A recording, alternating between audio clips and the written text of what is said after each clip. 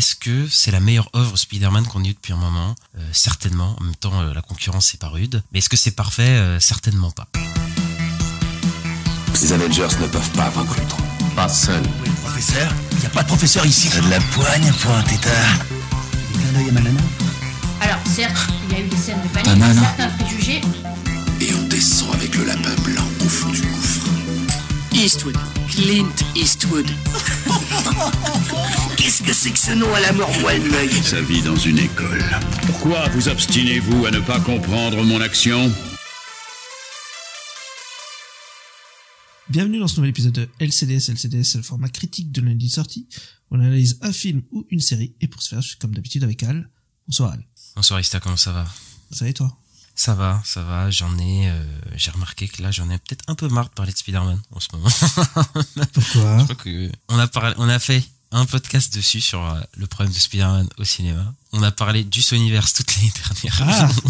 Là, voilà, on parle de celui-là et on a fini avec Spider-Man avant un moment. Donc, je suis content quand même si on va pas se mentir, les projets n'ont rien à voir sur le Sonyverse et tout. Donc voilà. Mais ouais, sinon, on est toujours content d'enregistrer, voilà, sur une série qui a fait débat, qui a fait un peu parler quand même sur les réseaux sociaux. Bon, je dis ça, mais en même temps, c'est Spider-Man, donc évidemment que ça fait parler en fait.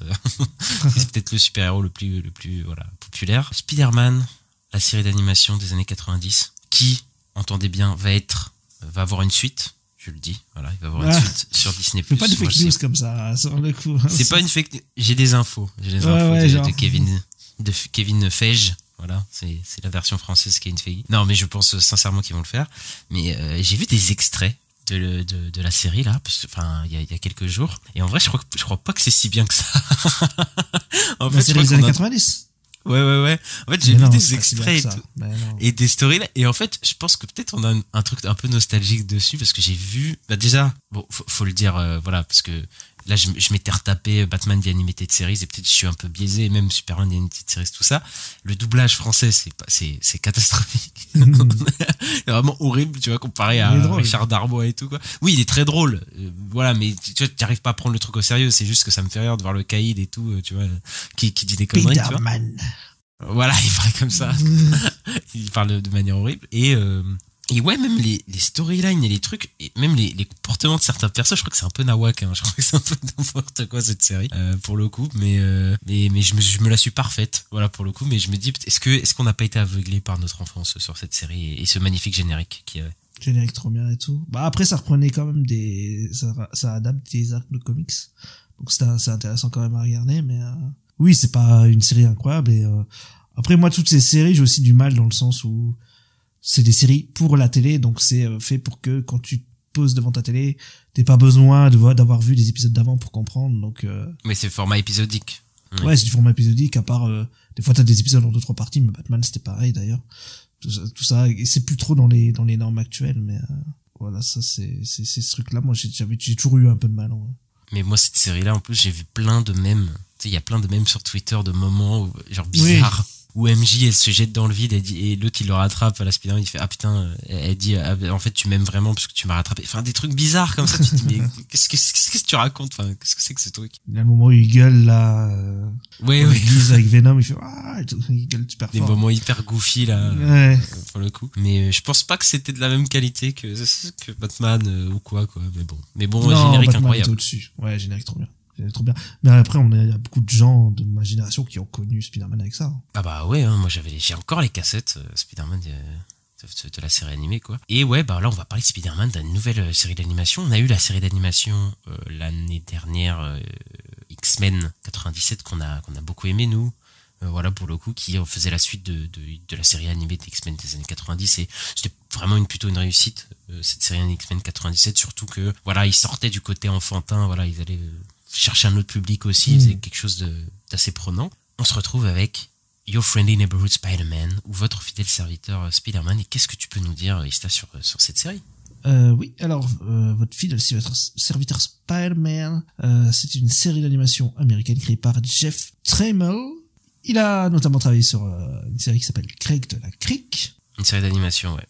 La série devait initialement se dérouler dans la sacrée timeline de l'univers cinématographique Marvel. Donc la timeline sacrée, c'est donc la timeline du MCU, hein, celle qu'on suit au cinéma depuis le début, avant l'introduction de Peter Parker Spider-Man dans le MCU, dans le film Captain America Civil War. Et ça devait décrire l'histoire du personnage avant Civil War. C'est ça devait être le Tom Holland, le Spider-Man de Tom Holland qui est dans ces années. Ça devait s'appeler comme Freshman Year à l'époque. Ouais, c'est ça.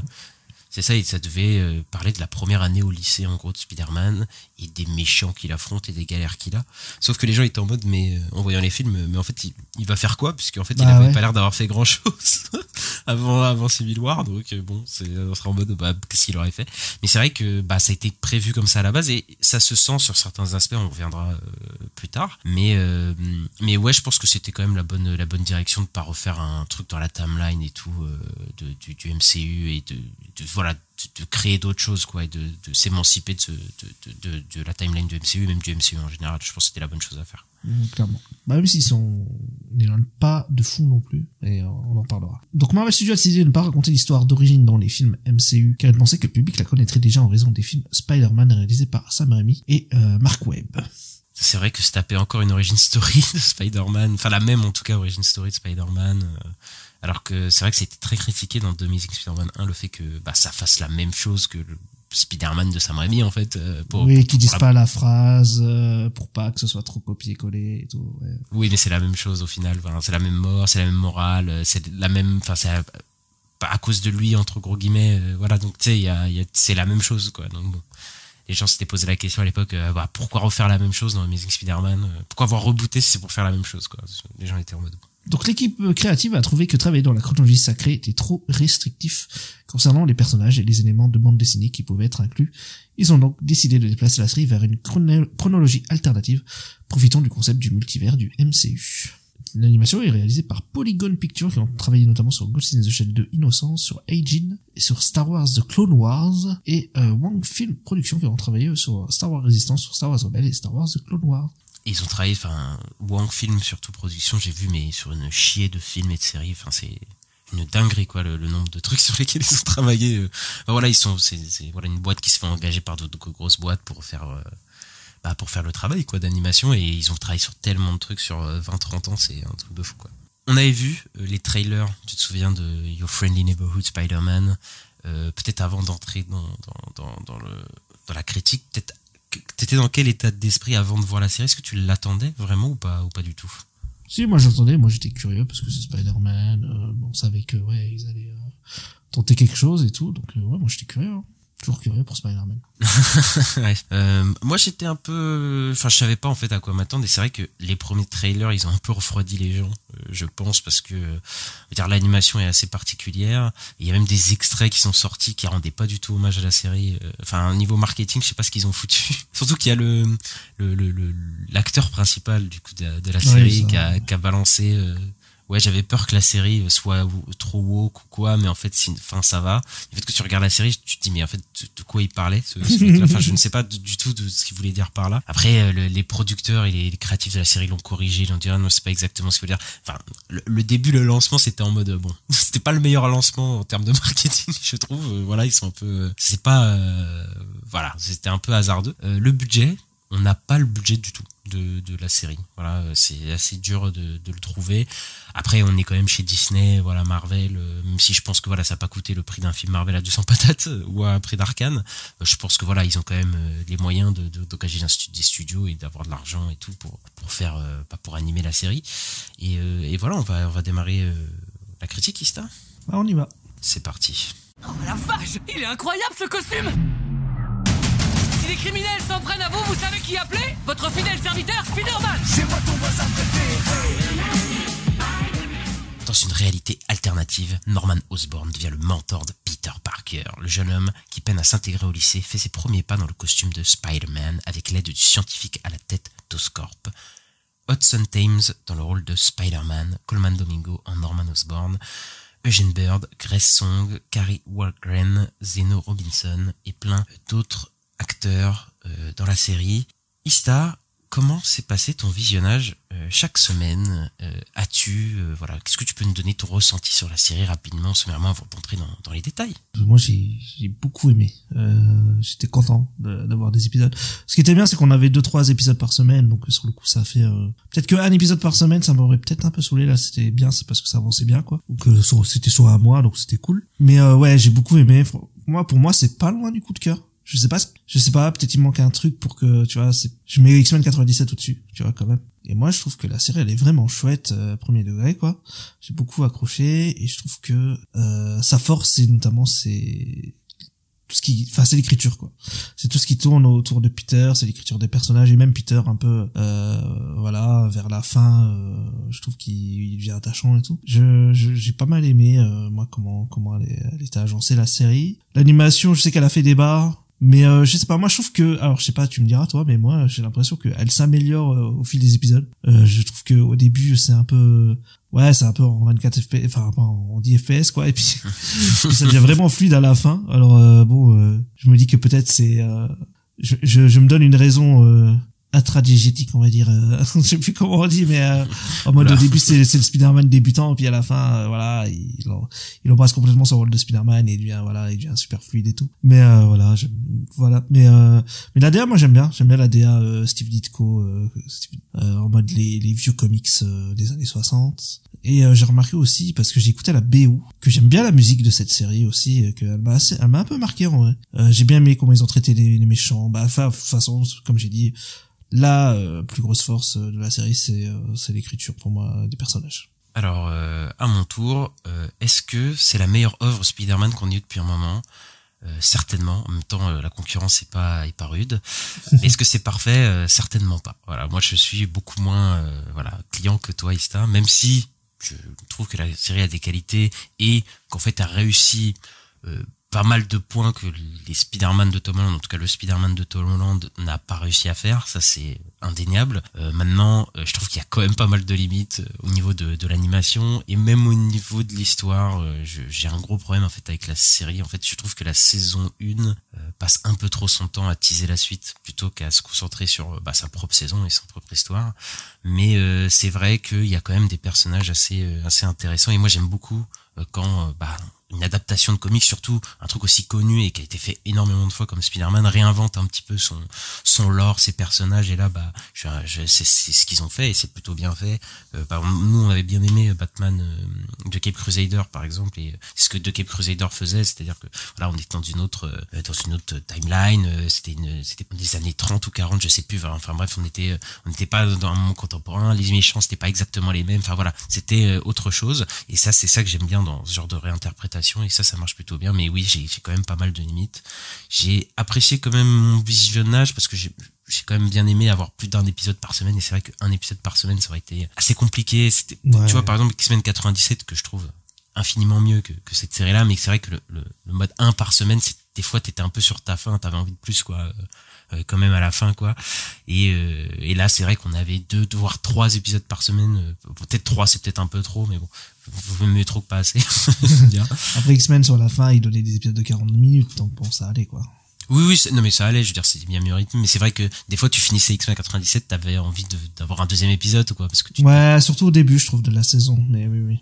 Oui, voilà, et là je trouve que ça va quoi, t'avais des salles enfin, du coup ça faisait au moins 1 heure quoi par semaine à peu près, donc c'était plutôt pas mal quoi. L'ambiance musicale, je t'avoue que j'ai pas retenu, mais à part le générique. Alors le générique quand même, il y a un remix en fait du thème classique Spider-Man que tout le monde connaît, de la première série Spider-Man à l'époque, dessin animé, il me semble. Ouais, bien sûr. Je sais pas si c'est la première, mais en tout cas c'est une des plus vieilles. Mais qui est aussi dans un moment dans le premier film de Raimi, là il y a une violoniste qui le joue. Et puis c'est aussi le thème de Holland qui est un peu remixé aussi avec ce même thème. Oui, en tout cas c'est le thème emblématique de Spider-Man, avant ceux de Sam Raimi évidemment, mais voilà, qui est remixé avec un peu de rap. C'est très voilà, contemporain dans le truc, et oui, ça marche plutôt bien. Maintenant peut-être pour contextualiser avant peut-être d'attaquer la série elle se trouve dans une autre timeline, mais en même temps elle utilise beaucoup des éléments du MCU quand même. Clairement, il se passe Civil War. Ils refont même la scène de Civil War sur le coup, quand Tony quand Tony est chez May. Sur le coup, ils refont la même, sauf que celle-là, c'est Norman Osborn, quoi. Ils refont exactement la même scène. À un moment, tu vois Civil War, à un moment, enfin, tu comprends que les Avengers du MCU existent aussi dans cet univers-là, quoi. C'est ça, il y a les accords de Sokovie, il y a exactement la même chose qui se passait en Civil War, et même, je sais plus de quels autres événements ça se passait, mais j'étais en mode, oui, enfin, ça se passe à peu près dans le même univers, sauf que, en fait, il y a des trucs alternatifs, c'est-à-dire que, Norman Osborn, il n'existe pas dans l'univers dans la timeline du MCU, là, il y est, Peter Parker, c'est pas du tout le même, il a pas la même histoire, c'est pas la même chose, mais il y a l'air d'avoir une continuité quand même, tu vois, des réminiscences, entre guillemets, de l'autre univers, pour le coup. Puis il y a pas mal de caméos d'ailleurs de pas mal de persos du MCU, Iron Man, Doctor Strange est là à un moment, Daredevil qui est doublé par Charlie Cox, du coup l'acteur qui joue dans la série Daredevil, et avec la musique aussi, les petites touches de piano qu'on aime bien quand il apparaît, ça hype un peu quand il y a sa musique qui arrive, quoi. Et attends, c'est intéressant aussi là maintenant que j'y pense, peut-être du fait qu'ils ont inclus ça vraiment dans l'MCU mais pas vraiment, et qu'il y ait des réponses entre guillemets au Spider-Man en fait de Tom Holland en fait dans cette série, parce que j'ai l'impression que cette série, peut-être sans le vouloir, mais tacle un peu le Spider-Man de Tom Holland et fait des trucs que le Spider-Man de Tom Holland, enfin, joue avec ce qu'on connaît du personnage de Tom Holland, et j'y reviendrai plus tard. Pas que, moi je trouve qu'il y a aussi jouer avec le Raimi un peu aussi, je trouve. Enfin, il y a une scène qui m'a fait penser à Sam Raimi. Ok, non mais c'est intéressant, mais c'est parce que vraiment je trouve qu'il y a vraiment des miroirs entre celui-là et celui de Tom Holland. Oui, complètement. Oui. Je veux dire, il y a quand même sa relation avec Norman Osborn, un peu ressemblé à une autre relation qu'il a eu dans le MCU, même ses relations au lycée, même la manière d'être Spider-Man, je trouve que ça ressemble beaucoup, mais d'une autre manière, et je trouve que cette série le fait mieux, mais j'y reviendrai plus tard, mais peut-être... Il y a un côté un peu... Et si Marvel Studios n'avait pas eu Sony dans les pattes, quoi. Sur le coup, je trouve qu'il y a un peu un truc comme ça. C'est peut-être un peu ça, mais on verra ça avant. Mais avant, peut-être parler pour moi du défaut de la série.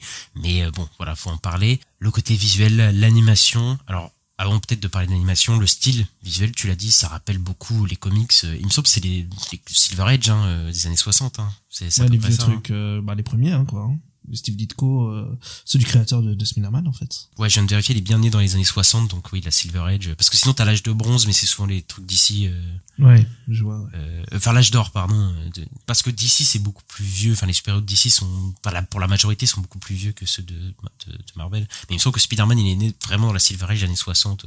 Voilà, avec Steve Ditko, je crois que c'est celui qui a créé l'univers visuel de Spider-Man, et on reconnaît, enfin, j'ai pas lu beaucoup de Spider-Man de ces années-là, mais je vois les planches, tu vois, tu connais, il y a ce style très flashy, même dans les designs des persos, les couleurs jaunes, très utilisées aussi. Enfin, tu vois, les contrastes de couleurs hyper fortes avec des couleurs assez chaudes aussi. Voilà, ça me rappelle beaucoup, c'est ce que j'ai vu des comics Spider-Man, quoi, et ça, je pense que... Oui, je vais dire, ils prennent aussi des couvertures cultes des comics à chaque début d'épisode. Et même, de toute façon, ils utilisent l'esthétique du comics. Il y a des surcadrages à plein de moments où, on va dire, on sort un peu du cadre et on voit les cadres de BD et les personnages qui se déplacent d'une case à l'autre. Enfin voilà, ils utilisent un peu ça. Il y a des onomatopées visibles aussi, donc des fois quand des personnages crient, ou des trucs comme ça, des fois des onomatopées qu'on voit qui font très comics, quoi. Donc oui, ça s'inspire beaucoup de ça, et je crois que c'est une des parties qui a le plus plu aux gens, je pense, c'est ces designs-là, quoi. En tout cas, toi, ça t'a séduit, toi. Ah, moi, j'aime beaucoup le parti pris de la série. Ouais, moi, j'aime bien. Du coup, moi, ça change, c'est différent.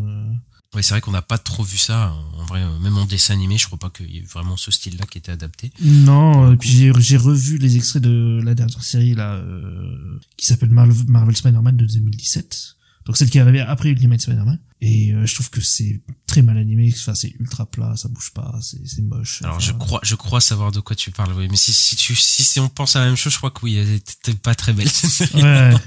Vraiment. Bah, elle est pas en 3D, elle est en truc normal. Hein, mais... Oui, je sais, elle est en 2D, mais sinon je sais qu'il y a beaucoup de gens qui aiment bien Spectacular Spider-Man, je crois. Oui. Mais par contre, Spectacular Spider-Man, moi les designs, je les trouve pas beaux, hein, sur le coup, mais paraît que la série est super pour son écriture et tout aussi, donc mais ouais, elle est assez culte, ouais. Mais c'est vrai que cette série, en tout cas, Your Friendly Neighborhood Spider-Man, elle a vraiment une patte assez particulière, quoi, pour le coup. Mais je me dis, et à chaque fois que je vois la série et que je regarde les épisodes, je me dis, ça aurait été quand même meilleur en 2D, je pense. À chaque fois, je pensais à ça, je me dis, mais en fait, j'ai l'impression que ça a été pensé comme tel, en fait, à la base, et peut-être que ça aurait mieux rendu, parce que l'animation, du coup, ils ont pris le parti pris de pas faire une animation 3D cel shading qu'on a vu plusieurs fois, mais moi j'ai vraiment l'impression que c'est vraiment par moment l'animation PS2 vraiment, et j'avoue les extraits m'ont mis en garde, mais je me disais bah vas-y, je vais quand même attendre et tout, et moi c'est pas vraiment passé du tout quoi. C'est what if avec un côté comics quoi. Pour moi c'est je sais pas, moi je le sens pas du tout comme ça. Sur le coup, pour moi en fait ça me dérange pas, je sais pas, en fait ça me... Je regarde l'épisode, je suis dedans quoi. Donc, je m'en fous en fait. Alors après peut-être aussi que je trouve ça assez moche et tout, parce que en comparaison je trouve qu'on a eu quand même des choses non seulement dans l'univers Spider-Man, je pense au Spider-Verse et tout, qui je pense voilà sont à un niveau peut-être très haut, mais même certaines séries qui passent, bon, Invincible c'est peut-être pas la série en ce moment qui passe qui est meilleur exemple, mais Arcane, voilà, ou des trucs comme ça, où la comparaison je trouve fait très mal, voilà, pour le coup, et je trouve que c'est assez limité. Ça m'a fait penser à Ultimate Spider-Man, le jeu vidéo. Oui. Ouais, sauf que Ultimate Spider-Man sorti il y a plus de 20, enfin il y a 20 ans quoi, tu vois, donc j'étais un peu en mode bon, c'est assez limité quoi. Moi j'aime bien le parti pris, tu vois, je suis content qu'ils aient pas refait justement du Arcane ou du Spider-Verse qui se ressemblent parce qu'il y a un peu plein de projets d'animation en ce moment qui reprennent un peu toute cette esthétique là, et je trouve que c'est chouette de tenter autre chose quoi. Alors je suis d'accord, tu vois, moi le style me dérange pas, c'est plus le rendu moi qui me dérange. Mais... Ouais, mais moi ça m'a pas dérangé. Je trouve par exemple le tout dernier plan là où il se balance dans la ville, je le trouve vraiment chouette, premier degré quoi. Ok, après je reconnais vraiment que les scènes d'action passent beaucoup mieux. Ouais, c'est vrai, c'est peut-être plus les scènes d'action que les scènes où ils discutent, oui, peut-être, ouais. C'est marrant, c'est les mêmes problèmes qu'Invincible, où en final c'est les scènes d'action qui sont mieux, et en fait les scènes où ils sont plus statiques, je vois plus les défauts. Pour le coup, par exemple, l'animation des visages, je la trouve hyper limitée quoi. Vraiment quoi. Et il y a un personnage, je te jure que chaque fois que je le vois, je trouve que c'est vraiment moche, c'est la copine de Looney, Pearl, je crois. Et je sais pas si c'est peut-être le design de son visage ou quoi, mais je trouve qu'il y a aucun mouvement dans son visage, genre c'est hyper peu détaillé, genre et je trouve ça assez statique, vraiment, et pas très beau, voilà, pour le coup, sur certains visages, quoi. Et même certains backgrounds, mais ça, tout le monde l'a dit, où des persos ne bougent pas en fond, où genre, t'as un plan de 30 secondes et en fait, l'arrière-plan ne bouge pas du tout, quoi. Ouais, mais ça, j'ai l'impression que c'est parce que c'est en 3D que tout le monde regarde ça, parce que tous les autres dessins animés, c'est pareil, hein. Sur le coup, c'est possible, mais après, peut-être, la 3D, le fait qu'il y ait une profondeur de champ, qui est peut-être beaucoup plus accentuée, ça te saute beaucoup plus aux yeux. Après. Ouais, je pense, hein, parce que j'ai vu un extrait d'un truc d'ici à la fois, il y a même pas de voiture dans la rue, ça bouge pas derrière, elles sont juste garées, quoi.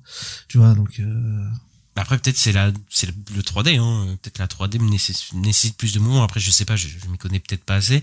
Mais en tout cas, vraiment, ça me pète aux yeux, quoi, tu vois, dans cette série-là. Après, peut-être que, effectivement, mais par exemple, Batman Caped Crusader, l'animation, elle était pas très bonne aussi, elle était même assez statique, mais ça m'a beaucoup moins sauté aux yeux qu'ici, où chaque plan, donc peut-être c'est vraiment ça. Les voitures étaient moches, hein. Je sais pas si tu te souviens, les voitures étaient moches, il y avait personne. Oui, non, mais il y avait des passages qui étaient très moches, mais par exemple, les moments où les personnages parlent en 2D, où c'est très statique aussi, et en fait, ça me saute beaucoup moins aux yeux, tu vois, que c'est limité, peut-être parce que justement la 3D fait qu'il y a beaucoup plus de mouvement dans l'espace, je sais pas. Oui, je pense qu'il y a un truc un peu, c'est pas une Caddy-Valley, mais ouais, il y a un truc comme ça, je pense, sur le coup, qui fait peut-être un peu bizarre. Mais je sais pas, moi je m'y suis habitué, et au final, moi j'y faisais même plus attention, moi j'étais dans l'histoire, quoi. Ok. Après, les scènes d'action sont quand même, voilà, sont assez énergiques, assez fluides. Voilà, pour le coup, même si c'est vrai qu'au début je me suis dit ça va peut-être être 10 FPS et tout, et c'est vrai que peut-être c'est la mise en scène en tout cas, mais j'ai beaucoup moins ressenti ça dans les scènes d'action, surtout à la fin où il y a pas mal d'action. Voilà, j'étais plutôt dedans aussi, même si à certains moments c'est un peu limité, mais en fait là maintenant que j'y pense, c'est peut-être quand il y a beaucoup de mouvements de foule ou ce genre de choses. Par exemple, à la fin il y a une guerre des gangs, et c'est vrai que comme il y a plein de trucs qui se passent, tu regardes un peu les backgrounds et tout, tu vois que c'est très limité, quoi. Et c'est peut-être que quand tu te concentres sur Spider-Man qui affronte un méchant ou quoi, où il se déplace assez rapidement, peut-être là ça passe beaucoup mieux, quoi. Ouais, dis-moi. Beaucoup d'humour dans cette série. Est-ce que ça t'a fait beaucoup rigoler ou pas du tout? Si, il y a des trucs qui m'ont fait rigoler. Je parlais justement d'un truc qui m'a fait penser à Rémi. C'est un moment, il y a Nico qui est dans une rue qui appelle Peter, là, et il descend en mode Spider-Man à l'envers, comme dans la scène qu'une du premier, là, et puis elle fout un coup de poing et ça m'a fait rire. Voilà, donc oui, pour moi, l'humour, il fonctionne pas mal, hein. Ouais, ça va, c'est pas le pire moment. Après, c'est Spider-Man, si t'aimes Spider-Man, normalement, tu devrais aimer, c'est à peu près l'humour de base un peu du perso, quoi. Il fait beaucoup de blagues quand il affronte des ennemis, voilà, c'est du tac au tac, quoi. Mais peut-être s'intéresser à l'intrigue, Là, je pense que c'est là peut-être qu'on va un peu plus différer. Mais en gros, Spider-Man va avoir une relation mentor avec Norman Osborn, qui va découvrir son identité, et en gros va l'aider à être un super-héros pendant qu'il affronte pas mal de méchants qui sont armés plus ou moins par Octavius, et tout ça en mêlant sa vie de lycéen, voilà, avec Nico et Harry Osborn, etc. Est-ce que ça t'a plutôt plu? Est-ce que les méchants t'ont bien pris? Est-ce que les intrigues, en tout cas, t'ont bien pris ou pas? Enfin, moi, je pense que oui, du coup. Ouais, moi j'ai beaucoup aimé les intrigues, j'étais bien dedans, je trouve que ça respecte assez bien le lore du personnage, et je trouve que c'est chouette d'avoir mis Norman à la place de Tony Stark, quoi, sur le coup, parce qu'on sait que Norman c'est pas un bon gars, sur le coup, alors que Tony Stark c'est quand même un super-héros. Là, c'est son mentor, c'est un méchant, quoi, c'est un méchant de l'univers et tout, donc il y a forcément un clash à un moment, quoi. Et ouais, moi je trouve que ce qui prennent du MCU et tout, je trouve que c'est plutôt intelligemment fait. Je trouve que toute l'histoire de la guerre des gangs avec Lonnie Lincoln et le Scorpion, c'est super. Après, le côté mentor et tout, c'est bien pour une saison. Là, je suis content que ça en sorte, parce que faut pas que ce soit trop, parce que c'est un peu ce qui a plombé aussi le Spider-Man Nolan au cinéma. J'ai un peu l'impression. Non, je comprends totalement. Après, je te rejoins sur le côté guerre des gangs. Je pense que le personnage de Looney, on y reviendra, mais c'est peut-être le plus intéressant, même ce côté-là, pour moi. Après, le côté mentor, pour le coup, j'étais assez surpris, et surtout que j'étais prêt à taper la série, parce que je me suis dit, ah là, putain, encore un Tony Stark qui va venir mettre ses mains sur le Peter Parker, parce que j'en peux plus de ça, de ce Peter Parker qui est... Oui, c'est ça, il lui fait ses costumes et tout, quoi. Bah, ouais, mais justement, c'est là où je trouve qu'il y a une réponse à celui du MCU, c'est-à-dire que celui du MCU, il le façonne vraiment, Iron Man, il l'embrasse même totalement, l'héritage d'Iron Man, il pleure même Iron Man et tout, même ce plan dont on avait parlé dans notre podcast sur les problèmes de Spider-Man au cinéma, où voilà, il se comporte comme Tony Stark avec tous les trucs, les hologrammes et tout, et Happy le regarde comme si c'était le nouveau Tony Stark, alors que ça n'a pas de sens avec son personnage. Ici, je trouve que c'est assez intéressant, parce qu'il y a un peu ce truc-là avec Norman Osborn, mais comme nous, on sait déjà que c'est un méchant, enfin, qu'il est destiné à devenir un méchant dans Norman Osborn, c'est quand même assez intéressant de voir ça, mais c'est surtout qu'en fait, au début, je me suis dit, oh putain, encore aidé par un milliardaire et tout, et en fait, pas vraiment, parce que c'est-à-dire que il y a ce moment où Norman Osborn, il veut vraiment façonner Peter Parker en mode Tony Stark, c'est-à-dire, on va t'assister avec plein de gadgets, tu vas voir et tout, et en fait, au final, bah ça lui va pas du tout, quoi, les gadgets. C'est-à-dire que Tom Holland, bah non, le Peter Parker de cette série-là, il teste plein de costumes, des costumes avec plein de gadgets et tout, ça ne marche pas. C'est comme si ce n'était pas dans l'ADN du personnage, comme si le personnage il refusait un peu cet héritage-là, et au final, en fait, Spider-Man il finit avec sa tenue classique Spider-Man, quoi, de bleu et rouge et tout, et en fait il est pas du tout en mode high-tech comme l'autre Tom Holland, tu vois, et il y a même un moment où c'est marrant, parce que il fait peur aux enfants, quoi. Il a un costume qui fait peur aux enfants parce qu'il est en mode Batman, en fait. Ouais, c'est très drôle. Mais en fait, non, ce n'est pas Spider-Man, parce que c'est encore un Spider-Man qu'on te présente proche du peuple, qui est censé incarner l'espoir, et bah c'est vraiment your friendly neighborhood, c'est vraiment le fidèle serviteur, c'est vraiment l'ami du quartier, quoi, l'araignée sympa du quartier, quoi, pour le coup. Et c'est cet aspect-là qu'ils avaient totalement raté dans Tom Holland. Là, ils se sont dit, non, ce Peter Parker-là, bien que Norman Osborn va vouloir le façonner, va vouloir dénaturer, entre guillemets, l'esprit de Peter Parker et du Spider-Man, bah ce Spider-Man, au final, non, ça ne lui va pas, il revient à ses racines de friendly neighborhood Spider-Man. Même si il y a quand même cette intrigue entre Norman Osborn, qui est pas exactement un mentor idéal, hein, même on le sent à des moments, qui potentiellement peut le pousser vers un côté plus sombre, quoi. Et excuse-moi, tu voulais dire quelque chose? Oui, mais non, mais ça me fait penser à ce que tu dis sur le Freddy Neighborhood. Il y a une scène que je trouve super je crois que c'est l'épisode 1 ou 2. C'est au début, quand il y a quelqu'un qui a braqué une pizzeria, qui ramène la personne, et qui lui dit, voilà, cette personne, elle est au chômage, tout ça, et la personne, elle pleure, elle dit, j'ai plus de boulot, tout ça, je suis en train de me faire virer, machin, j'ai plus de thunes, quoi. Et puis lui, il dit, bah, tu sais, lui, enfin, là, t'as Spider-Man qui essaye de faire un accord, et il lui dit, non, mais laissez-la tranquille, laissez-la partir, c'est quelqu'un qui va pas bien, etc. Et j'ai trouvé ça super intéressant, sur le coup. Il y a plusieurs, trucs, woke, comme dirait notre ami. Il y a des trucs en tout cas très social, je trouve, qui même sur le racisme et tout, qui sont assez intéressants, et qui ouais, c'est Spider-Man, ouais, mais c'est sympa de voir ça, mais ça en fait on ne les voit pas dans les films de Tom Holland, quoi. Bah non, hein, c'est un truc qui est totalement abandonné, mais c'est ce que la série fait bien, c'était Spider-Man, c'est toujours été le mec qui était proche des gens, quoi, du peuple, des pauvres, qui discutent avec des vieux dans un parc au même moment, tu vois, des trucs vraiment que peut-être, voilà, qui est spécifique à lui, en tout cas dans les super-héros les plus populaires, enfin Batman, voilà, il est pas comme ça. Superman peut-être un peu certains points, mais tu vois, Spider-Man il a vraiment ce côté, voilà, il va bouffer une pizza avec un mec de son quartier, tu vois. Genre, tu vois, c'est vraiment ça, il est vraiment proche du peuple, quoi, pour le coup, quoi. Et cet aspect-là, il est vraiment connecté. Enfin, c'est un Spider-Man qui est vraiment connecté à sa ville, quoi. Il est même influenceur un peu à certains moments, donc c'est comme ça qu'il communique avec les gens au début. Enfin voilà, ça fait un truc très moderne là, et c'est là aussi l'une des réussites de ce Spider-Man par rapport au Tom Holland, quoi. C'est-à-dire que ce Spider-Man s'intéresse aux gens de New York, quoi. Vraiment. Tu vois. Et ça c'est plutôt bien fait, quoi. Après pour le non, vas-y. Non, je disais, ouais, j'allais dire juste, par contre, je trouve pas mal comment il y a une façon organique d'arriver au costume Spider-Man rouge et bleu que je trouve sympa. Mais c'est ça que je disais de le mec qui se cherche totalement comme Spider-Man, c'est vrai, qui au début est-ce qu'il va se rapprocher plus du style Norman Osborn et tout, et finalement il trouve son propre style, et voilà, c'est le Spider-Man qu'on connaît. Et rouge et bleu parce qu'il est, en fait, dans cette histoire-là, il est pas fan de Tony Stark, il est pas fan d'Iron Man, il est fan de Captain America. C'est ça. C'est ce qui fait beaucoup plus sens avec le personnage de Spider-Man en vrai que d'être avec Iron Man, ce qui n'a pas de sens. Mais enfin bref. Complètement. En fait, on fait que taper sur le Spider-Man du MCU. C'est vrai. Mais je pense vraiment qu'il y a une réponse à ça, hein, que ce soit conscient ou pas. Hein, je pense vraiment qu'il y a une réponse au Spider-Man du MCU, quoi. Mais il y a aussi, je pense aussi la scène, tu sais, où il va tuer le Scorpion avec la queue et il se fait arrêter par Lonnie Lincoln. C'est une scène reprise de No Way Home. Il y en a plein qui ont fait le parallèle et tout.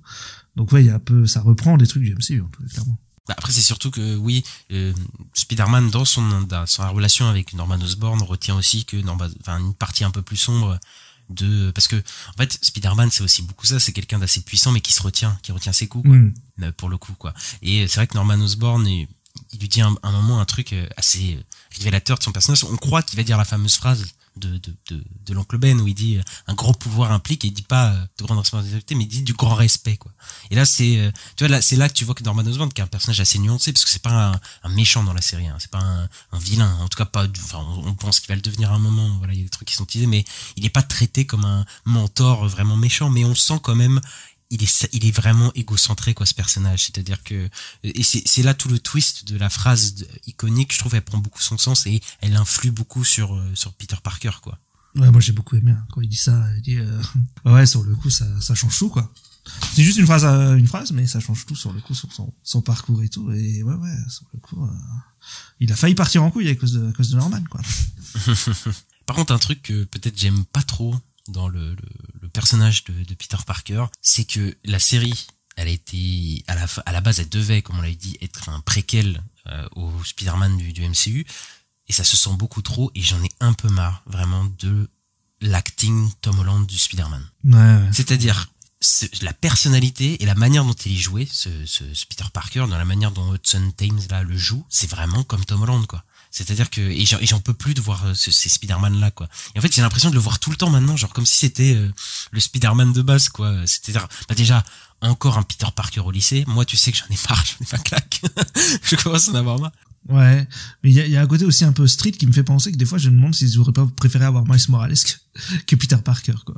Mais c'est marrant parce que je pense que maintenant Peter Parker, elle le traite beaucoup comme Miles Morales, le personnage, hein, peut-être aussi voilà, mais pour le coup c'est vrai que j'en ai marre en fait de voir Spider-Man hyperactif en fait tout le temps, c'est-à-dire qu'il a cette manière Tom Holland de jouer qui est repris là, c'est sa manière de parler hyper vite, tu sais, de bégayer, mais en même temps d'essayer de se justifier, enfin de marmonner des trucs toutes les 5 secondes, tu vois. Et bon, ok, c'est son style, mais tu vois, au bout d'un moment j'en ai un peu marre, quoi. Il y a d'autres Peter Parker, tu vois. Peter Parker, il est pas obligé d'être cet adolescent hyperactif, on dirait qu'il y a des TDA là, qui a des problèmes, tu vois. Il peut être autre chose, tu vois, il peut être aussi parfois un peu plus mature peut-être comme Peter Parker. J'ai appris que Peter Parker, il a pas toujours été comme ça, même au lycée, tu vois, il a pas forcément été ce côté un peu geek débile un peu sur le coup, quoi. Et s'il vous plaît, un Peter Parker plus âgé, quoi, au moins une fois, quoi. Je sais que c'est un dessin animé, voilà, et c'est peut-être aussi dirigé pour les enfants, mais s'il vous plaît, comme ça d'accord, s'il vous plaît, vous êtes pas obligés, les enfants ils peuvent regarder un Peter Parker adulte, je te jure que c'est possible.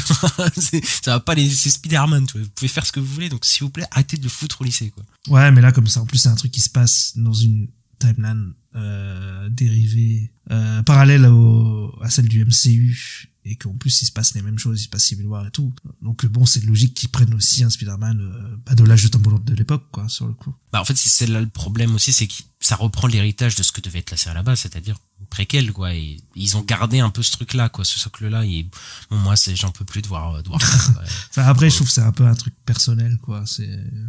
De quoi?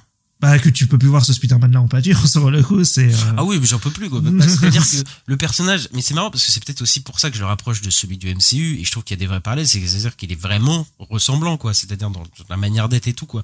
Donc voilà, mais bon, je pense qu'on aurait pu proposer quelque chose d'autre que ça, et je sais pas, j'en peux plus, j'ai l'impression que, en fait, c'est triste, mais de toute ma vie, j'ai l'impression que, en dessin animé, au cinéma, je n'ai toujours vu Peter Parker qu'au lycée, quoi, à la base, quoi. Ouais, mais tu sais, ça a été beaucoup ça dans les comics aussi, où ah oui, je quand sais, il devait commencer à devenir trop vieux, il s'amusait à le rajeunir, à le remettre ado, quoi. Ah mais je sais, mais c'était, je pense, un problème à un moment, quoi, de pas vouloir proposer autre chose. On a eu Sam Raimi, il a évolué, hein, Spider-Man 2, Spider-Man 3, mais bon, quand même, ça démarre sur ça. Amazing, c'est ça, frère. Là, Tom Holland, c'est ça. Bon, Miles Morales, c'est ça. Même. Ouais, c'est ça aussi. Il va au lycée. J'ai l'impression que le lycée fait partie un peu de la vie de Spider-Man, quoi. Bah, je pense, mais bon, je pense qu'il y a d'autres comics, il y a d'autres trucs qui explorent aussi la vie adulte, quoi, de Spider-Man. Bah, ils sont récents, ça vient seulement d'arriver, hein, sur le coup, c'est très récent. Hein, Et quoi, il y a pas eu de run à l'époque qui parlait de Spider-Man adulte avec Mary Jane et tout, non? Il y a pas eu de ça du tout? Bah, pas fou. Si, peut-être un petit peu où il devient ainsi, il bosse dans un labo, je crois, où il est prof, il y a quelques trucs, je crois. Bon, ok, peut-être. En tout cas, je me dis qu'on pourrait vraiment aller explorer quelque chose d'autre, quoi, pour le coup. Parce qu'en plus, je trouve que c'est hyper intéressant, parce que les problèmes de Spider-Man au lycée, on les connaît, tu vois, au bout d'un moment. Je me dis, mais vraiment, de voir comment le Spider-Man, il peut gérer sa vie d'adulte. Ce qu'on avait un peu dans Spider-Man 3, par exemple, tu vois, bon, c'est pas le meilleur film, Spider-Man, mais voilà, il y avait un peu ce truc-là, quoi, de voir comment il se débrouille, tu vois, de gérer son loyer et tout, parce que là, c'est vraiment des thématiques très lycéens, et là, bah là, ce Spider-Man n'y échappe pas, mais là, pour le coup, il a des vrais problèmes de lycéen, ce Spider-Man-là, voilà, il galère à gérer sa vie d'étudiant et en même temps sa vie de Spider-Man, quoi, et même si, au final, le côté, c'est ce que le Spider-Man du MCU, pour retaper un petit coup dessus, en fait s'éloigne en fait au fur et à mesure, c'est-à-dire que au début dans Homecoming il y a quand même ce délire d'un peu de teen movie un peu lycéen où il a un peu ce côté galère de gérer ses deux vies en fait, et plus la saga avance et en fait le côté lycéen est mis de côté, quoi. Et ici bon, c'est le cœur un peu aussi de Spider-Man, mais c'est pas la chose la plus intéressante de la série, ce côté-là non plus, je trouve, c'est-à-dire ses amitiés, des cours d'école, ses cours aussi à l'Ex-Corp, pas du tout. Avec les stagiaires. Ouais. Oui, avec les stagiaires, même le côté Tante May et tout, c'est pas le truc qu'ils ont le plus appuyé, voilà, c'est pas le truc où la série s'y intéresse le plus, quoi. Ouais, c'est vrai, mais je crois que je préfère quand même, avec les stagiaires, je trouve qu'il y a un truc. Après, c'est parce que je connais les persos. Donc, je suis un peu content de les voir. Bah, la série, tu vois, ces persos-là, ils sont très secondaires. Après, peut-être, ça set-up des trucs dans le futur et tout, voilà, mais, dans ce que j'ai vu de la saison 1, c'est pas, voilà, c'est pas des personnages marquants du tout, quoi. Non, pas du tout. Il y en a quelques-uns au lycée, par contre, mais oui, pas trop dans les stagiaires, ouais. Et il y a un truc, par contre, qui me saoule. Et moi, c'est un truc peut-être personnel aussi, voilà. Mais j'en ai marre que tout le monde découvre l'identité de Spider-Man. Je j'en peux plus de ça.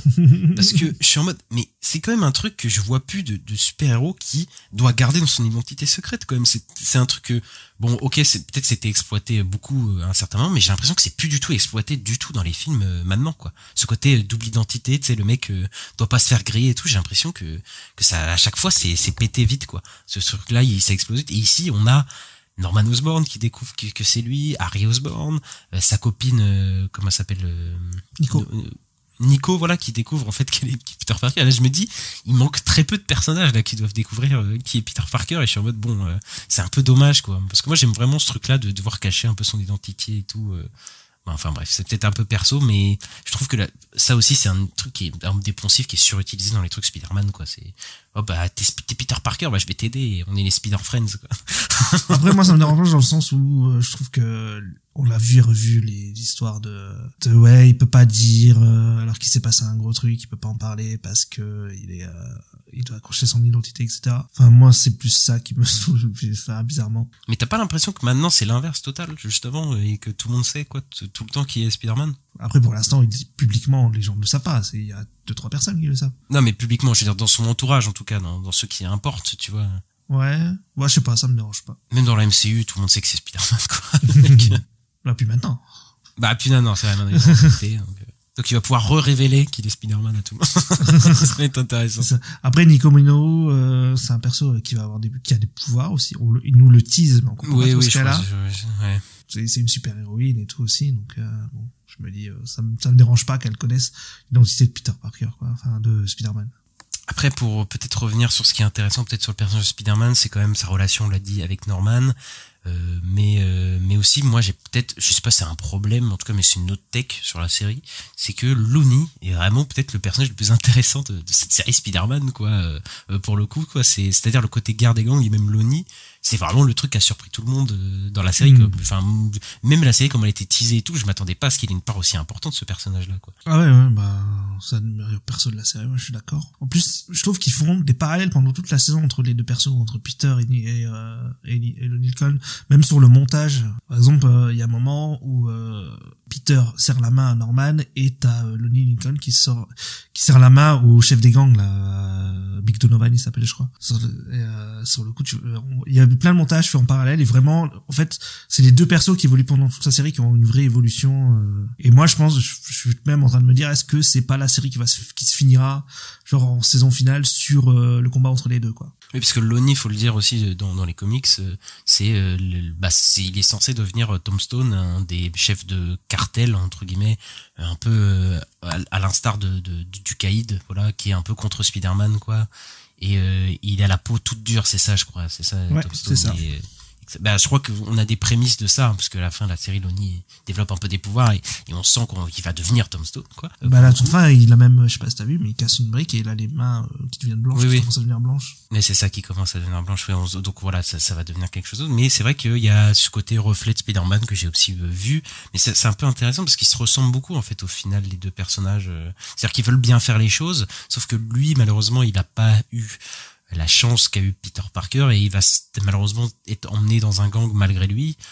Pour le coup, il a une évolution hyper intéressante, quoi. C'est-à-dire qu'on commence sur un genre de Flash Thompson, quoi, en fait, au début. C'est-à-dire que tu te dis, tu le vois, le quarterback cool du lycée et tout, qui sort littéralement avec la fille oui, la fille la plus jolie, mais la fille que Peter Parker, putain, je m'en mêle avec tous les noms, que Peter Parker aime, et au fait, tu te dis, putain, lui, ça doit être le gros con du lycée, tu sais, qui sort avec la fille qu'il aime et tout. Et en fait, pas du tout. En fait, il est trop gentil. En fait, Looney, il est trop cool, même avec Peter Parker, il l'aime bien. Il est même plutôt intelligent, même, parce qu'on pourrait se dire, il y a encore ce cliché, il est fort en sport. Non, il est fort aussi à l'école. En fait, c'est juste que il aime bien faire du sport. En fait, il est bon à peu près en tout, quoi. Il est vraiment cool. Et il a une évolution hyper intéressante, quoi. C'est-à-dire que il est embarqué dans un cartel, dans un gang et tout, parce que en fait, il veut faire le bien, il veut sauver son frère et tout. Et ouais, en fait, j'ai trouvé que ce personnage était vraiment cool et vraiment une super évolution. Et même sa relation avec le cartel, en fait, elle est pas vraiment manichéenne aussi, quoi, parce que ils finissent par, parce qu'ils sont quand même, voilà, c'est quand même des gens un peu violents et tout, mais ils finissent quand même par l'accepter comme un frère. Même lui, il se sent vraiment plutôt bien avec eux, en fait, au final. Donc, tu vois, il y a un truc aussi un peu ambigu avec ce côté cartel, gang, famille, deuxième famille, quoi, en fait, qui se constitue, quoi. Oui, clairement, ça devient, il devient même le boss, hein, sur le coup du cartel. Ouais, à la fin, ouais. C'est vrai, sur le coup, et ouais, les gens l'ont accepté, parce qu'en plus, Big Donovan, il s'est barré au milieu de la baston, donc, ouais, carrément. Les gens du gang, ils vont plus trop lui faire confiance, et ouais, il y a une vraie évolution, et maintenant, il embrasse complètement son rôle de chef de la mafia à la fin, et pour ça que oui, il a une vraie évolution, voilà, mais vers quelque chose de pas très bon, en fait, au final. Mais pour moi, c'est même celui qui a l'évolution la plus satisfaisante et même l'arc le plus satisfaisant, en fait, de toute la saison. Et j'y reviendrai plus tard parce que j'ai un petit problème avec certains arcs de la série, pour le coup. Mais c'est vraiment, oui, le plus gros atout, en fait, de cette série-là, quoi. Enfin, avec, pour moi, Norman Osborn, qui est vraiment une réinvention du personnage que je trouve super. Déjà parce que Colman Domingo est super, vraiment, dans le doublage, je le trouve vraiment convaincant, quoi. Il a vraiment un charisme naturel juste dans sa voix et tout, et il le porte vraiment bien, quoi. Et pour le coup, tu me dis Norman Osborn qui le jouera en live et tout, ça pourrait être hyper cool, quoi. Mais ouais, donc on l'a dit, ce sera un genre de mentor pour Peter Parker. Ça m'a beaucoup fait penser à le Dr Octopus dans Marvel Spider-Man, le jeu. le jeu PlayStation, où en fait on sait qu'il va devenir méchant, mais il est en même temps un peu son mentor. Mais ça change un peu du méchant Osborn, parce que moi Norman Osborn, c'est un peu un Lex Luthor quoi, un peu, tu vois, il est en mode froid, voilà, il veut atteindre son but et tout. Et là en fait non, il est plutôt cool en fait avec Peter Parker. C'est juste que en fait il est égocentré quoi. Enfin, comment il parle à certaines personnes, genre à Dr Octopus à la fin, comment il lui parle, enfin tu vois que c'est quand même un gros connard de gros riche, tu vois, égocentré quoi, tu vois. Mais en même temps il parle à Ross, à Thunderbolt Ross, à un moment il parle, tu sais, qu'il veut lui vendre Spider-Man et tout, en mode on a une arme et tout. Sur le coup, on sent qu'il a un côté calculateur hein, quand même, mais il a un côté aussi vraiment sympathique quand même avec certains personnages, même avec Peter et tout quoi. Clairement. Et on voit vraiment qu'il va devenir un vrai méchant peut-être plus tard, tu vois. Mais je trouve que la saison est plutôt bien, enfin tu vois, ce personnage est plutôt bien traité dans cette saison pour que, en fait, même s'il il devenait pas un méchant, sa caractérisation et sa manière d'interagir avec Spider-Man en fait me suffit complètement dans cette saison quoi.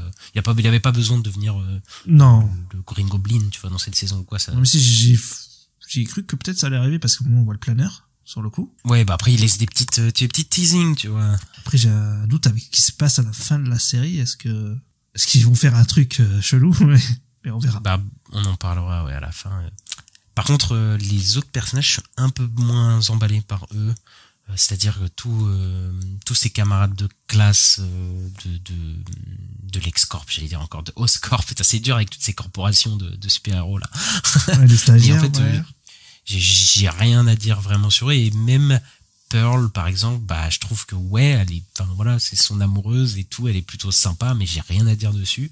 Et peut-être que Nico, sa meilleure amie, c'est peut-être celle qui sort un peu plus du lot, mais je trouve pas non plus que c'est le personnage le plus intéressant non plus quoi. Même si je la trouve pas sympathique, hein, tu vois, je la trouve sympa, mais je trouve juste que bon, tu vois, de tous les persos, elle a pas un arc qui m'intéresse non plus de fou quoi. Bah son arc il est lié à Peter sur le coup, c'est un arc d'amitié quoi, ouais, mais après peut-être parce que ces archétypes de meilleurs amis, je les ai déjà vus beaucoup aussi, peut-être, tu vois, je me dis ouais, mais elle, je trouve qu'il y a un truc un peu flou déjà, parce que j'ai l'impression qu'elle est amoureuse de Peter, mais je suis pas sûr. Bah ouais, il y a peut-être ambigu, mais ça mais parce qu'en plus on comprend qu'elle est bi sur le, enfin je pense qu'elle est, au début j'ai cru qu'elle était lesbienne, mais je crois qu'elle est bi sur le coup. Mais je crois même qu'elle dit quelque chose sur Pearl aussi. Hein, bah oui, c'est pour ça. Bien aussi. Hein, elle dit ouais, les gens comme nous, elle voudrait pas de gens comme nous, quoi. Ouais, c'est possible. Bah en fait, moi, je me dis peut-être qu'ils sont sur la même meuf avec Peter. Bah au début j'ai cru ça, mais après, à un moment là, vers la fin, ils sont assis sur le canapé, elle lui met ses jambes sur les genoux et tout. Mais lui, il la repousse et tout. Je fais, c'est bizarre et tout. Mais moi, j'aurais plus vu, tu vois, Nico. Je trouve que là où elle marche bien, c'est avec Harry Osborn, peut-être. Ouais, avec Harry, c'est ça. Parce que pour le coup ils sont vraiment complémentaires, parce qu'ils sont vraiment opposés quoi. Pour le coup oui, bah c'était pas mal quand il va la voir, il s'excuser tout ça. Je trouve que là pour le coup Harry Osborn je le trouve bien moi, tu vois, pour le coup tu vois. Mais parce que c'est marrant, parce que Nico c'est un peu la pote de Peter Parker, mais Harry Osborn c'est un peu le pote de Spider-Man lui, tu vois. Pour le coup c'est vraiment ah oui, je vois ce que tu veux dire. Là où j'ai bien aimé aussi, je trouve qu'il y a aussi une réponse un peu à Harry dans les films et tout, où on disait ouais, mais comment tu peux penser que ce mec-là il peut être pote avec un mec comme Peter Parker? Bah il est pote avec Spider-Man, déjà c'est pas la même chose. Donc là ça marche en fait. Oui, c'est vrai que ça marche plus quoi. Ouais, là ça marche, ça me paraît pas cohérent et tout sur le coup. Bah parce qu'ils te font pas croire que c'est l'ami d'enfance de Peter Parker qui a vécu pauvre je sais pas où, alors que l'autre il est super riche et tout. Tu dis mais les mecs je crois qu'ils se sont refrontés, c'est pas l'orphelinat, je crois dans Amazing Spider-Man et tout. Tu dis mais qu'est-ce que vous racontez les gars, ça n'a aucun sens, genre ça a aucun sens, je sais même plus où ils se sont rencontrés. Tu dis mais n'importe quoi. Donc là en tout cas, mais c'est ça que j'aime bien dans la série, c'est de faire que tout soit organique et tout soit justifié, et que en fait ça te paraît pas stupide quoi, enfin ça te paraît pas plutôt cohérent quoi, c'est plutôt logique en fait ce qui se passe. Mais après je pense aussi que la série est beaucoup aidée par la liberté, parce que là on tape aussi sur le MCU, les trucs Sony, mais c'est vrai que ils peuvent tout se permettre, parce que la série est pas liée du tout à Sony, puisque Sony n'a pas les droits sur les films adaptés au cinéma, mais là c'est une série d'animation faite pour la télé et pour les plateformes. Du coup bah elle a pas du tout la main mise dessus, et donc en fait ils peuvent se permettre de réinventer l'univers, parce que ça c'est quelque chose que Sony a un peu niqué, c'est-à-dire qu'ils ont niqué à peu près tous les méchants de Spider-Man qui pouvaient, voilà, donc c'est un peu plus compliqué. Mais en même temps il y a pas Sony qui te dit on va te mettre le multivers nanani nanana. Là c'est vraiment ils peuvent faire tout ce qu'ils veulent pour le coup, donc avec les personnages, et ça c'est plutôt appréciable quoi. Maintenant moi j'ai un problème peut-être avec la série, mais que en fait je me suis rendu compte au fur et à mesure parce que j'étais en mode j'attends de voir, ça fait monter la sauce, c'est déjà les méchants. Je trouve que les méchants sont pas hyper intéressants en fait dans cette saison 1. En tout cas les méchants consistants, parce qu'en fait il y a des proto-vilains en fait, j'appelle ça des proto-vilains, c'est-à-dire que c'est pas des vilains qui sont complets, c'est-à-dire que Octavius les a entre guillemets créés, les a armés, etc. Et en fait par exemple il y a un truc, il y a des persos qui font penser au Rhino et tu penses que plus tard il deviendra le Rhino, mais voilà c'est des proto-vilains du coup en attendant. Et en fait le gros méchant de cette saison c'est Scorpion. Le Scorpion, ouais. Sauf que pour moi Scorpion c'est un méchant de seconde zone. Et je trouve même qu'il est présenté comme un sous-méchant en fait dans cette série. Et c'est peut-être aussi, je pense que Scorpion c'est plus le méchant de l'ONI dans cette saison plutôt que Spider-Man en fait. Et je trouve même c'est comme ça qu'il est présenté parce que on te montre Octopus au fil de la saison. C'est-à-dire que Octopus il est un peu derrière tous les méchants qui apparaissent, il est fourni et tout ça. Et moi je me suis dit Octopus ça va être le méchant de la série. Il est pas mal teasé, il est dans l'ombre et tout ça. Et en fait pas du tout en fait. Il y a pas de gros méchants je trouve dans cette saison. Et surtout c'est un peu dommage. C'est-à-dire que Octopus, qui est teasé pas mal, on n'aura jamais de payoff dans cette saison-là. C'est-à-dire qu'on me dit à la fin qu'on le réserve pour la saison 2. Et je trouve que c'est un peu ça le problème de cette saison, c'est qu'elle prépare trop la saison 2 au détriment de la saison 1 pour moi. Ouais, moi ça me dérange pas du tout, sur le coup. En plus, je trouve que le Scorpion a quand même une évolution sur le coup, physiquement. Sur le coup, au début, c'est juste un mec comme ça. Après, il a l'armure avec la queue. D'ailleurs, la queue qui est, au final, un bras d'Octopus, sur le coup, la queue du Scorpion. Et ensuite, il a le casque et tu vois que son armure est même incrustée dans lui. En mode, il s'est complètement transformé en Scorpion, quoi. Sur le coup. Donc, je trouve qu'il y a une évolution physique quand même et que quand même, il a failli tuer Peter et tout. Donc, pour moi, il est présenté quand même comme un méchant hyper dangereux dans la saison. Je le trouve plutôt dangereux et assez puissant, pour le coup, mais je trouve pas qu'il est assez consistant pour être un vrai méchant de toute une saison, quoi, ce méchant-là, quoi. Après, c'est Scorpion, quoi. C'est pas le méchant le plus intéressant du monde, mais voilà, c'est un chef de gang qui est méchant. Tu vois, je me dis, bon, c'est pas le truc le plus intéressant, alors qu'Octopus, je me dis, apparemment, il y a ce côté, il déteste Norman. En plus, Norman qui est vraiment lié à Peter Parker, donc je me suis dit, là, Octopus va attaquer Norman et Spider-Man va le protéger. Enfin, voilà, il va y avoir un truc en triangle entre eux et en fait, pas du tout, quoi, dans cette saison. Et je pense que la saison tisse trop de trucs, en fait, qui n'ont pas de payoff, en fait, et qui n'ont pas plutôt de conclusion satisfaisante, quoi. Parce que vraiment, Octavius, ça m'a vraiment sauté aux yeux, quoi. Et même, de toute façon, il tisse beaucoup de choses. Le père de Peter est encore en vie. Daredevil, il y a aussi la pote de Daredevil. Comment s'appelle déjà le Finesse, voilà. Il tisse énormément de choses. Et c'est peut-être aussi cette volonté de vouloir bâtir une série sur plusieurs années. Et ça, je peux bien l'entendre. Ils introduisent beaucoup de persos, mais j'aurais aimé que ça soit pas au détriment de cette saison-là, quoi, vraiment. Ouais, mais enfin pour moi, Octopus, on l'a pas assez vu pour que ça m'aurait déçu, moi, que ce soit genre le méchant à la fin et qu'on l'arrête alors qu'on l'a pratiquement pas vu. Et juste il a juste armé les autres, quoi. Sur le coup. J'aimerais plutôt que ce soit un méchant qui soit là dès le début de la saison et qu'il a une évolution de l'arc toute une saison, quoi. Alors que là, il arriverait assez tard et ça se finira en 2 épisodes et moi, ça m'aurait déçu, tu vois. Sur le coup, moi, je pensais que ça allait être Osborn, moi, avec le gobelin, quoi. Moi, je pensais vraiment que c'était Octopus parce qu'il y a une scène où Octopus se fait attaquer et il utilise tous ses bras, mais qui sont pas sur lui, en fait, et ils sont à ce côté. Et en fait, et je me suis dit, vraiment là, tu vois, il arrive, quoi, ce méchant, et en fait, il est enfermé. Bon. Il se fait arrêter par Iron Man, après. Oui, il se fait arrêter par Iron Man, oui. Il y a plein de caméos dans la série, voilà, quoi. J'étais trop content, moi. C'est vrai, c'était trop cool. Mais c'est trop cool, ils peuvent faire ça. Ils peuvent faire des persos comme ça, c'est trop bien.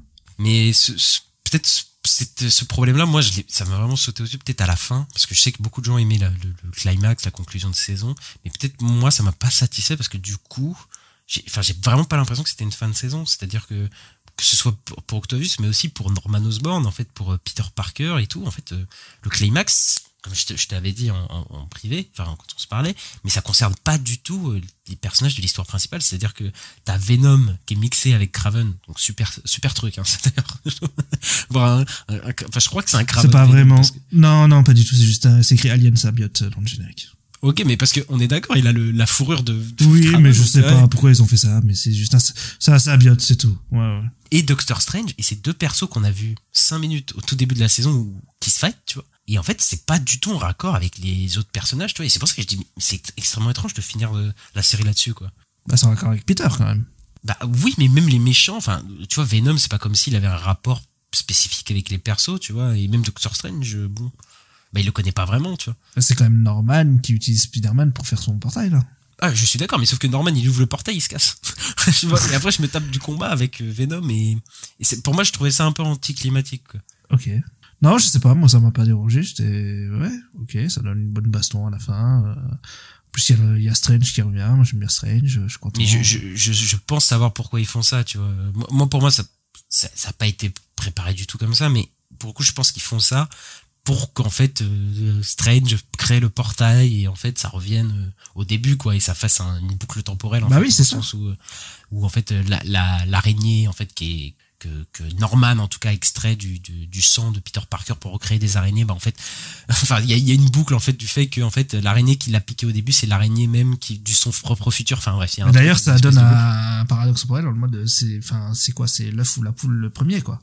C'est ça c'est pour donner ce truc là, quoi, et c'est pour créer un peu un moment, et en vrai moi je t'avoue que ça m'a pas séduit parce que bah déjà je trouve que ça n'a pas de sens que Doctor Strange crée un portail vers le passé au-dessus d'un lycée pour aller se battre avec Venom. Je me dis bah ça n'a pas vraiment de sens. Après il dit qu'il s'est trompé, il dit on a rien à foutre là, donc il a fait de la merde. Bah oui mais c'est justement ça, en mode c'est très bien pour le scénario ça, donc on va faire un portail au pile en endroit où il faudrait pas, mais bon ok. Mais non, mais il faut écouter ce qu'il dit Peter à la fin, il dit de toute façon il y a toujours un moment où l'histoire elle fera elle trouvera un moyen de faire ce qu'elle veut, quoi. Ah mais je comprends ce qu'ils veulent dire, mais sauf que la manière dont c'est fait, ça n'a pas de sens. C'est-à-dire que dans le portail, Docteur crée un portail, il peut créer des portails où il veut. Il crée au-dessus d'un lycée, ils sont en mode bah j'ai pas fait exprès, je l'ai mis là. Dans le passé, je le redis bien, dans le passé. Donc ça n'a aucun sens, tu vois ce que je veux dire. C'est pas fait exprès puisqu'il utilise l'œil d'Agamotto. Il utilise la pierre du temps, justement. Il peut créer un portail, on est d'accord, il crée un portail pour transporter Venom, pour se battre ailleurs, entre guillemets, pour pas déranger Peter pendant qu'il fait son truc, tu vois. On est d'accord. Ouais. Ça n'a aucun sens qu'il crée un portail dans un endroit où il y a des gens, mais en plus, dans le passé. Je ne comprends pas le truc. C'est-à-dire que de créer ce portail-là, pour moi, c'est juste pour que ça relie, en fait, au début, en fait. Ça, dans la manière dont c'est agencé, je trouve que ça n'a pas vraiment de sens. Après, je comprends ce qu'ils veulent faire. C'est-à-dire qu'ils veulent montrer que, en fait, le destin de Peter Parker, c'est de toujours devenir Spider-Man, peu importe les événements, en fait. Et voilà, quoi. Mais je trouve que ça aurait pu être un peu mieux fait, pour le coup. Ok, moi, ça me pas déranger. Moi, j'y crois. Voilà. Laissez-moi y croire. Je te laisse y croire, d'accord. Bon, j'ai pas trop de grand chose à raccrocher. Voilà, la série tease le retour du père de Peter Parker. Je croyais pas prononcer ces phrases un jour. Daredevil peut-être plus présent la saison d'après. Peut-être Norman Osborn qui se transforme en Green Goblin. Et Octopus qui va sûrement prendre sa revanche. Pas mal de choses pour la saison suivante. Pour le coup. Beaucoup de choses. Lonnie qui devient Tombstone. Il y a aussi Nico là qui parce qu'elle parle aux morts, je crois. Je crois que c'est ça qu'elle peut faire. Son pouvoir, il me semble que c'est ça. D'accord. Okay. Là, elle parle à sa mère. Elle dit content de te revoir maman, je crois qu'elle dit un truc comme ça. Et ouais, le père de Peter, mais sur le coup, le showrunner, il en a parlé, il a dit Peter est au courant que son père est en vie. Voilà. Donc, putain, ça me fait chier, tu vois. Pourquoi? Parce que c'est un truc hyper intéressant. Pourquoi ils ont pas traité ça dans la saison? Ça m'énerve. Pourquoi ils le gardent pour la saison 2? Ça me rend fou, ça. Enfin, parce qu'il faut des choses pour la saison 2. Ah ouais, mais ça, c'est hyper intéressant, là, au lieu d'avoir l'auto-lycée, là. Voilà, ça va être intéressant pour la saison 2. Oui, je verrai la saison 2, mais tu sais que je pense que la série tisse d'autres trucs. Enfin, bref, oui, c'est vrai que là, il y a pas mal de set pieces, là, qui sont mis. Je sais pas où ils vont agencer ça. Ils ont même teasé Spider-Gwen. Alors là, attention, Spider-Gwen en plus qui vient. Oui, ils ont annoncé Spider-Gwen, ouais. Par contre, à un moment, on voit l'oncle Ben sur une photo. Oui, mais je pense qu'il est décédé, hein, moi, je pense. Oui, non, mais il est décédé, mais on le voit sur une photo en mode, tu sais, dans le MCU, on a l'impression qu'il y a une phrase, je crois, dans Homecoming, et t'as l'impression qu'il ait jamais vraiment existé, c'est très bizarre. Mais c'est vrai qu'il l'utilise plus du tout, la mort de l'oncle Ben. Je pense que c'est le traumatisme Amazing Spider-Man. En fait, de revoir la même chose encore une fois. Mais... rien que de voir une photo et qu'ils en parlent 2-3 fois, je trouve que ça rend le truc plus concret, quoi. Ouais. Et voilà, moi j'ai fini, peut-être t'as quelque chose à rajouter peut-être dessus. Non, je disais aussi la musique, que moi je trouve très cool. Notamment il y a la zik quand il y a 2 passages là, Lonnie Lincoln dans l'épisode 1 ou 2, tu sais, où il rentre chez lui et ça met une musique un peu lo-fi là, ça fait un peu une musique lo-fi. Ouais. Et il y a la même chose avec Peter dans un des derniers épisodes, et il y a, comme on avait dit, les parallèles entre les deux et tout. Voilà. Et j'aime bien cette musique-là, et je trouve que c'était aussi intéressant dans la mise en scène, parce que c'était différent de ce que t'avais généralement dans la série. Ok, bah moi, comme d'habitude, moi c'est un problème que j'ai dans toutes les séries et tous les films, c'est que j'entends pas la musique. Je sais pas pourquoi, mais j'ai l'impression que il y a plein de films, plein de séries qui font la musique incroyable et j'entends rien. Donc bon. La musique du générique est cool. Ouais, bah là je l'entends. Je peux pas l'arrêter. Oui, le générique, mais non, mais c'est en écoutant la BO là qu'ils ont mis sur YouTube il y a 2-3 jours, je me suis dit en fait je reconnais toutes les chansons. Donc en fait c'est pas mal quoi. Ça vaut le coup. Ok, bon, on est plutôt positif. Bon, je suis un peu plus partagé. Moi, évidemment, voilà. Je reprends mon statut d'aigri du podcast. Mais vous inquiétez pas, ça va changer ça rapidement. Ça dépend. Hein. J'étais plus aigri que toi. Sur certains... c'est ça. Mais ça, en fait, on se passe le titre. Tu vois, là, c'est moi qui le laisse. Pas grave, je le prends, je l'accepte. Tu vois. Mais bon, là, ça se trouve, là, il y a le Bong Joon-ho qui arrive. Ça se trouve, tu vas être l'aigri du podcast, on sait rien. Pourquoi? J'aime bien Bong Joon-ho. Bah, on verra bien. Ouais. Il y a Norman Osborn aussi qui découvre un bout du symbiote sur le coup dans la salle quand il revient plus tard après la baston. Sur le coup, donc c'est pour ça que tout à l'heure je disais est-ce qu'ils vont pas faire un truc bizarre, genre est-ce qu'ils vont pas faire de Norman Osborn genre Venom. Ça serait bizarre, mais je sais pas. Après ils sont capables. Est-ce qu'ils vont refaire le truc de Harry Osborn qui devient Venom?